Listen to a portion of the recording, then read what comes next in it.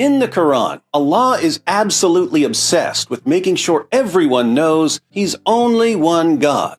And yet, over and over again in the Quran, Allah refers to Himself using plural pronouns. We, our, us. Why would Allah use we, our, and us when He has no partner? Why would Allah confuse His followers and undermine Tawheed? It's because He's a fan of the plural of majesty. What's the plural of majesty? The plural of majesty is the use of plural pronouns to refer to a singular subject or person in order to assert the majesty and greatness and glory of the subject or person. The underlying assumption of the plural of majesty is that it's greater and more majestic to be plural. The Quran regularly affirms, at least in principle, that monotheism is superior to polytheism. Now, if monotheism is the only acceptable theology, and yet being plural is greater and more majestic than being singular, what can we conclude?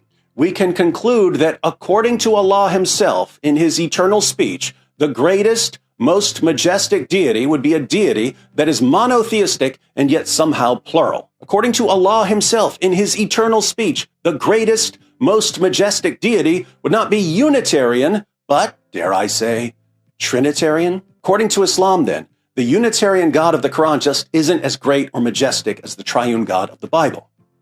I couldn't agree more. Muslims and I finally have something that we can agree on completely. The triune God of the Bible is greater and more majestic than the wannabe plural God of the Quran.